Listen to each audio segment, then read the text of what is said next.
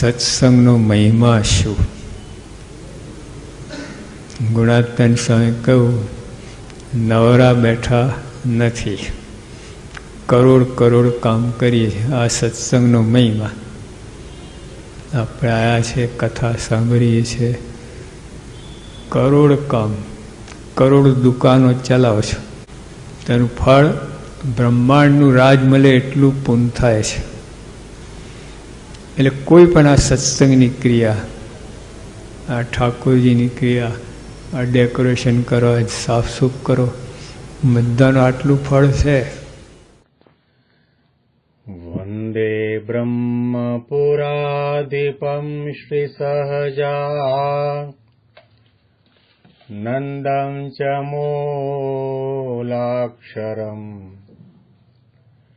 શ્રેયસ્કારણ સદ્ગુણૈકનિલયમ શ્રીપ્રાગજિહ્વાવત બ્રહ્મોપાસનધારકં ગુરુહરિં યજ્ઞં તથા યોગિનં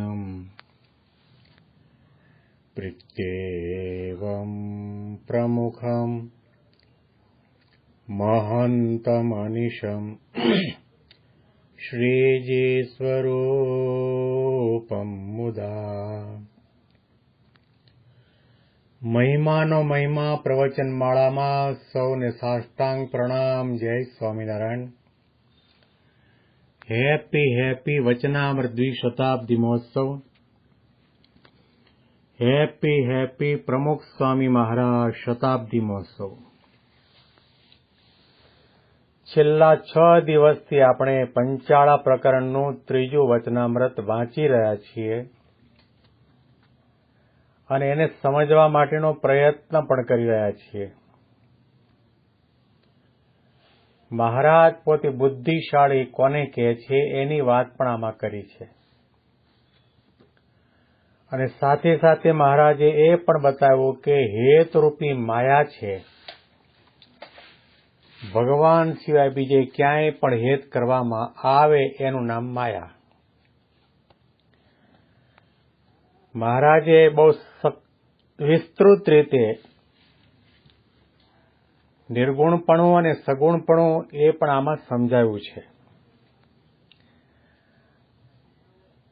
પંચવર્તમાનની અંદર રહીને નિયમરૂપી પાંજરામાં પોતાના ઇન્દ્રિય અંતઃકરણને રાખીને ભગવાનમાં હેત કરે તો એના માટે વિઘ્ન નથી. મહારાજે એ પણ સમજાવ્યું કે આધ્યાત્મિક માર્ગમાં આપણું શરીર, આપણા મન, બુદ્ધિ, ચિત્ત, અહંકાર, ઇન્દ્રિયો વગેરે કામમાં આવે છે, ઉપયોગી છે, મદદરૂપ થાય છે, તો પણ એને પોતાના મિત્ર તરીકે ન રાખવા, એને આધીન ન થવું, એમને પોતાને આધીન રાખવા અને પાંજરામાં પૂરી રાખવા. પંચવર્તમાન રૂપી નિયમની અંદર રહીને ભગવાનમાં હેત કરવો, ભગવાનની આજ્ઞા પાળવી, દર્શન કરવા, સેવા કરવી, સમાગમ કરવો. હવે આપણે આગળનો ભાગ વાંચીએ અને આજે આપણે આ વચનામૃતની સમાપ્તિ કરવા જઈ રહ્યા છીએ.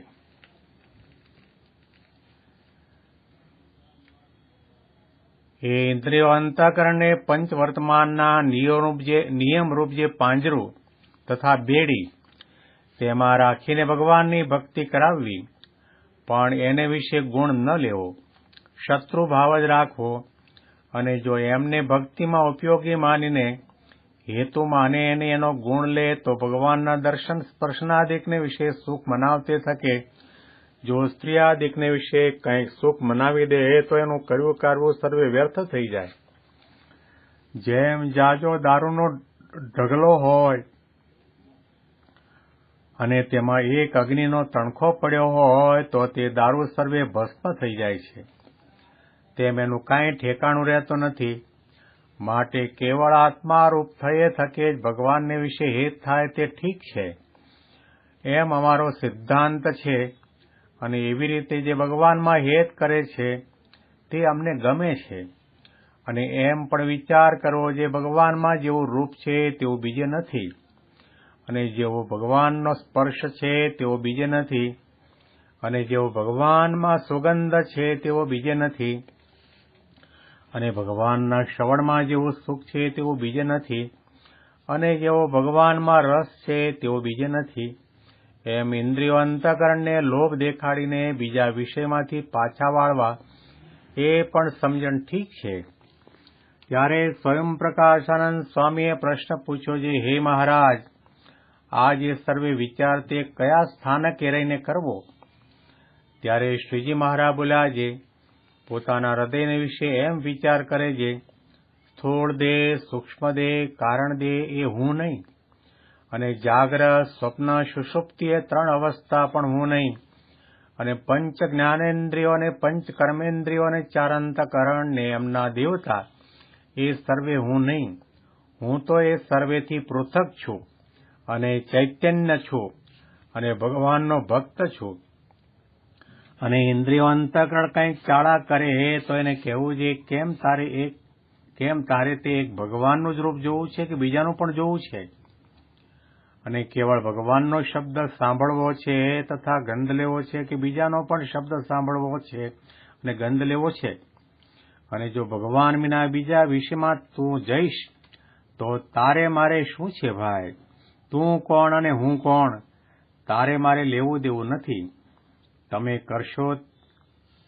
કરશો તે તમે ભોગવશો. એમ ઇન્દ્રિયો અંતઃકરણને કહીને પછી ભગવાનની પ્રાર્થના કરવી છે, હે મહારાજ, હે સ્વામીન, હે ભક્તવત્સલ, હે દયાનિધે, આ ઇન્દ્રિયો અંતઃકરણનો વાંક છે અને હું તો તેથી નોખો છું, અને એ તો મારા શત્રુ છે, માટે એ થકી મારી રક્ષા કરજો. એમ નિરંતર પ્રાર્થના કર્યા કરવી અને પોતાને ક્ષત્રજ્ઞ ચૈતન્ય રૂપ માનીને ભગવાનને વિશે હેત ભક્તિ કરવી. ઇતિ વચનામૃતમ. એવી રીતે પંચાળા પ્રકરણનું 3જું વચનામૃત જે તે થયું. મહારાજ પોતે દ્રષ્ટાંત આપીને સમજાવે છે કે જો ઇન્દ્રિયો અંતઃકરણની અંદર વધારે પડતો વિશ્વાસ મૂક્યો અને એને બેડીમાં ન રાખ્યા, પાંજરામાં ન પૂર્યા, તો દ્રષ્ટાંત આપીને સમજાવ્યું કે જો મોટો સરખો દારૂનો ઢગલો હોય, એની અંદર અગ્નિનો એક જ તણખો પડે તો દારૂ સર્વે ભસ્મ થઈ જાય.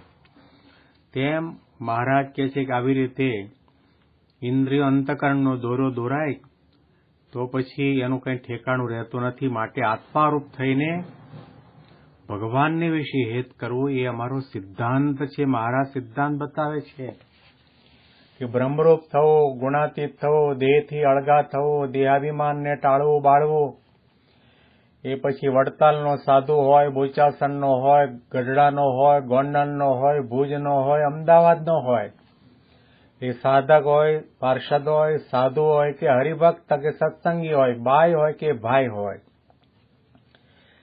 જેને જેને ભગવાનને વિશે હેત કરવાનું છે, બ્રહ્મરૂપ થઈને હેત કરવાનું છે, પોતાના આત્માને 3 દેહ, 3 અવસ્થા અને 3 ગુણોથી પર માનીને કરવાનું છે.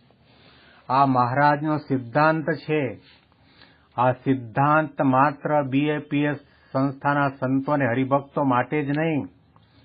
જેટલા ભગવાન સ્વામિનારાયણના અક્ષરધામમાં જવા માગે છે અને જેટલા ભગવાન સ્વામિનારાયણની ઓછાવત્તા પ્રમાણમાં ભક્તિની ઉપાસના કરે છે, તે તમામ સંતો અને હરિભક્તોના માટે આ મહારાજનો સિદ્ધાંત સનાતન સિદ્ધાંત છે. આમાં કોઈ જાતનો ફેરફાર ન થાય.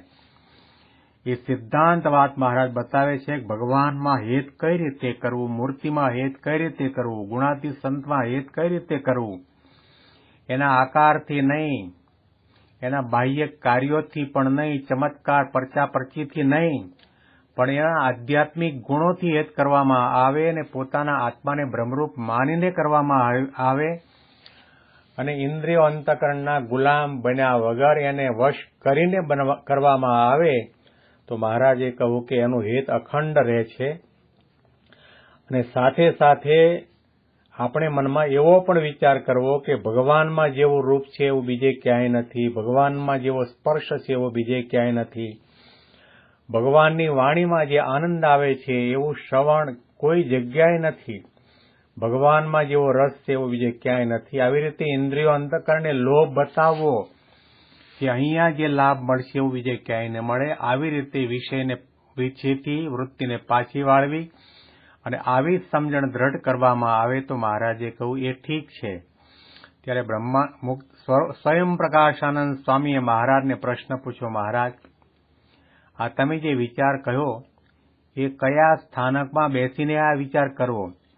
ત્યારે મહારાજે કહ્યું કે હૃદયને વિશે એમ વિચાર કરવો કે સ્થૂળ દેહ, સૂક્ષ્મ દેહ, કારણ દેહ તે હું પોતે નથી. જાગ્રત, સ્વપ્ન અને સુષુપ્તિ અવસ્થા એ પણ હું નથી. પંચ જ્ઞાનેન્દ્રિયો અને પંચ કર્મેન્દ્રિયો અને 4 અંતઃકરણ તે પણ હું નથી. હું એનાથી જુદો છું, ચૈતન્ય તત્વ છું અને ભગવાનનો ભક્ત છું. આવી રીતનો વિચાર કરીને ઇન્દ્રિયો અંતઃકરણ કંઈક ચાળા કરે તો એને ડારવા અને કહેવું કે તારે ભગવાનનું સુખ લેવું છે કે બીજું લેવું છે, ભગવાનનો શબ્દ સાંભળવો છે કે બીજો સાંભળવો છે, અને જો તું મારા કહ્યા પ્રમાણે નહીં કરે તો તારે ને મારે કંઈ લેવા દેવા નથી. તું કોણ અને હું કોણ, અને અંતે પછી તારે મહાદુઃખ ભોગવવું પડશે.